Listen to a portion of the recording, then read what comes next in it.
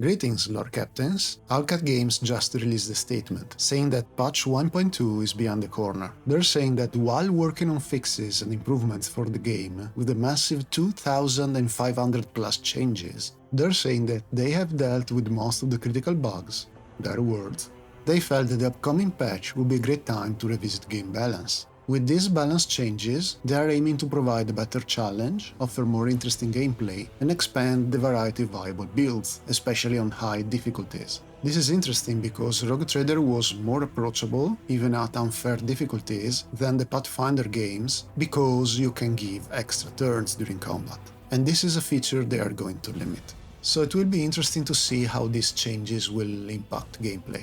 Balancing in a single-player game like this, in my opinion, is always relative, because if there is a broken build, you can always avoid that. It's not like in MMOs, for example, where everyone is going to have that broken build and going to ruin your fun. Anyway, they say they identified a list of key problems that they felt have the biggest negative impact on player experience. And those are excess of additional turns, overscaling in the late game, sanction psychers and pyromancy, and Arch-Militant overturning. Let's see what those are. So they feel they went too far with the opportunity they give us to have extra turns, because you can stack them, one on the top of the other, and complete combat with the enemies not taking any turns. They're going to change Seize the Initiative, one of the officer's abilities, key abilities I would say, from granting an extra turn to granting extra damage to enemies that do not yet act in combat. Also, in the Hero's Footsteps now provides bonuses to Fellowship and Toughness, depending on the situation, instead of granting extra turns. This is a huge change on the officer class concept, because, at least in my opinion, most of the officers class charm was about granting extra turns to their allies.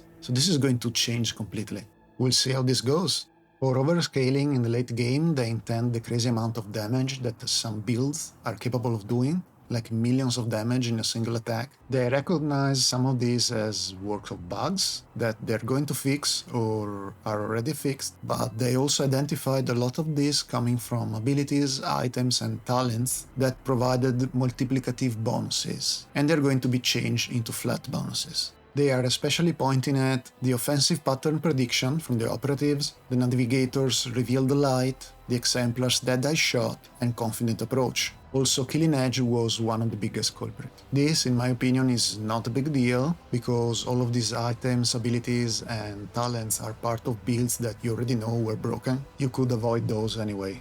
For Sanction Psychers and Pyromancy, they recognize that Idira, your companion, was way stronger than any Psyker you can build, Sanction Psyker at least. So they made the Psi rating advancements available earlier, both for Sanction and Unsanctioned Psychers, even if on different levels. I have to say I did my dogmatic run on a Sanctioned Psyker and it felt a little underwhelming. On the same issue, they're going to boost damage for Pyromancer, the Fire Psychers, because they were supposed to be the damage dealer Psychers, but essentially they weren't. This is interesting, and I think I'm planning a run for the DLC with the Pyromancer in August. For the Arch-Militant overtuning, they are very aware that the Arch-Militant is very strong, mostly because they can stack versatility very easily. So they are making changes to Confident Approach, Reckless Rush, and Wildfire, and believe you me, I am very aware of how effective Wildfire is. Even if I didn't go for broken Arch-Militant builds, Wildfire was incredibly strong. They're even explicitly saying that they don't intend to nerf the Arch-Militant to the ground. We're going to see that,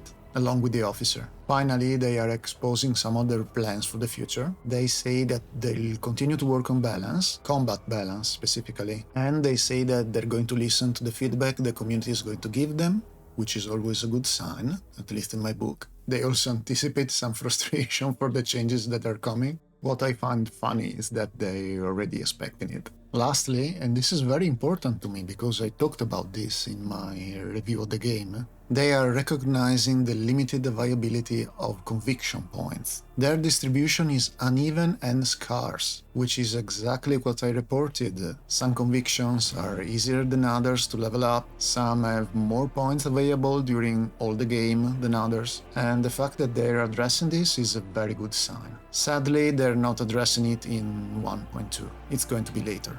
So this is it. Some very interesting stuff in here. And since the first DLC, Void Shadows, is coming out on the 8th of August, unless they sneak some more changes into it, we're going to play the additional content with these changes. As I briefly said before, after reading this, I'm thinking about playing the DLC with the Pyromancer, maybe Unsanctioned Cycle, and see how it goes. If you found this video interesting, please like, comment, subscribe. But anyway, thank you so much for watching. Take care of yourself. As I always say, you are the hero and savior of your own story.